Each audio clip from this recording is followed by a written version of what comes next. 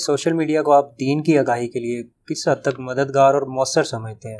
میں سمجھتا ہوں کہ اب دنیا سوشل میڈیا کی ہے فی الوقت، تو میں یہ پریڈکٹ کر رہا ہوں، باقی اللہ بہتر جانتا ہے. مجھے نہیں لگتا کہ اب قیامت تک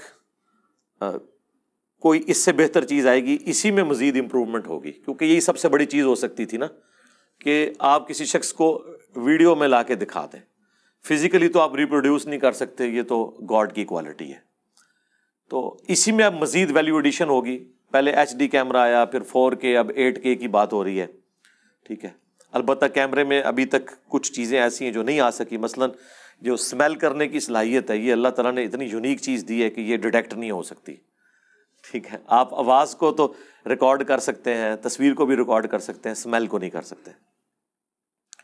تو اس میں ہی اب مزید ویلیو ایڈیشن لوگوں نے کرنی ہے. تو میں سمجھتا ہوں کہ مستقبل کا موڈ ہی ہے، کیونکہ لوگ کتابوں سے اتنا دور ہو چکے ہیں کہ جو مذہب کی بنیادی کتابیں ہیں، مسلمانوں کے لیے قرآن ہے، کرسچنس کے لیے بائبل ہے، وہ اس کو نہیں پڑھتے ہارڈ کاپی کے اندر. تو باقی کتابوں کو کسی نے کیا پڑھنا ہے؟ ایون اس سے متعلقہ چیزیں بھی وہ سوشل میڈیا سے حاصل کرتے ہیں.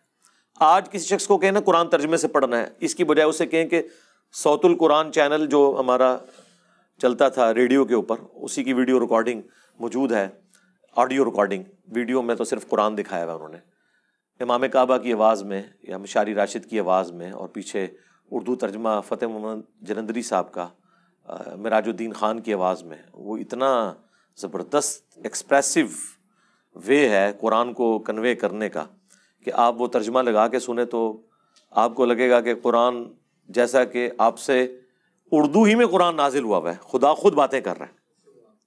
وہ اتنے زبردست انداز سے انہوں نے پریزنٹ کیا.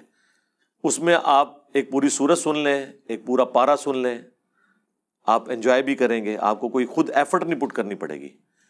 پڑھنے میں تو آپ کو ایفرٹ پٹ کرنی پڑتی ہے. پھر انہوں نے جو ایک قدغن لگا دی ہوئی ہے کہ وضو کرنا بھی ضروری ہے، اس کے بعد تو قرآن کو ہاتھ ہی نہیں لگاتا ڈرتے ہوئے. یہ ساری قدغن سے آزاد ہو جاتا ہے، فتووں سے آزاد ہو جاتا ہے کہ آپ آڈیو میں سن لیں. اور زیادہ کہیں شک ہو، رسپیکٹو PDF نکالیں اور وہ الفاظ دیکھ لیں کہ ہاں یہ ترجمہ ٹھیک ہوا ہے کہ نہیں. اس کے لیے بھی وضو کی ضرورت کسی کے نزدیک نہیں ہے، کیونکہ وہ کہتے ہیں اس مصحف کے لیے آپ کو وضو کی ضرورت ہے. جو الیکٹرو میگنیٹک ویوز کی فارم میں آپ کے موبائل کے اندر چیزیں سیو ہوئی ہوئی ہیں، اس کو آپ جو مرضی کریں. ایون جو علماء تصویر کے خلاف ہیں، وہ ان تصویروں کو بھی ٹھیک سمجھتے ہیں. وہ کہتے ہیں یہ وہ تصویریں ہی نہیں ہیں جن کی پرستش ہو یا فزیکلی یہ سامنے آ رہی ہوں. ورنہ تو یہ علماء آپ کو ٹوائلٹ میں اپنا موبائل نہ لے کے جانے دیتے. کیوں لے کے جانے دیتے ہیں؟ حالانکہ اس میں تو قرآن رکھا ہوا ہے، احادیث رکھی. وہ کہتے ہیں نہیں، وہ مصحف نہیں ہے، وہ دوسری فارم میں سیو ہے، اس لیے وہ اس کے اوپر کوئی رول اپلائی نہیں کرتے، وضو والا باقی سارے معاملات. اس سے بھی آپ کی جان چھوٹ گئی تو آپ اس کو یوز کر سکتے ہیں. سوشل میڈیا لوگ تو کہتے ہیں مستقبل، میں کہتا ہوں پریزنٹ. اس ورلڈ میں بھی یہی سب سے بڑا ذریعہ ہے نالج حاصل کرنے کا. اور مستقبل میں تو کیا سے کیا ہونے والا ہے. ہم نے تو اس زمانے میں یوٹیوب کو اور فیس بک کو یا باقی موڈز کو یوز کیا ہے کہ جب عام لوگ ان چیزوں کو استعمال نہیں کرتے تھے. اب تو یہ ایکسپلوژن ہو چکا ہے. میں کہتا ہوں کہ اس سے بڑی اب مجھے کوئی چیز فی الحال تو نظر نہیں آ رہی. اسی میں ویلیو ایڈیشن کوئی نظر آ رہی ہے. اس کے بعد تو یہی ہو سکتا ہے کہ امام بخاری خود قبر سے نکل کے اپنی حدیث بیان کر دیں. اس سے پیچھے والا ورژن تو ہم نے طے کر دیا کہ امام بخاری کی کتاب دکھا دی، انہوں نے جو حدیث لکھی تھی اس کا عربی ورژن دکھا دیا، اس کا اردو ورژن دکھا دیا، اس کا ترجمہ دکھا دیا، JPGs کی فارم میں امیج لگا دیے.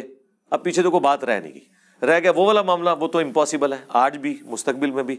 اس سے پہلے جو کام ہونا تھا الحمدللہ وہ ہو چکا ہے.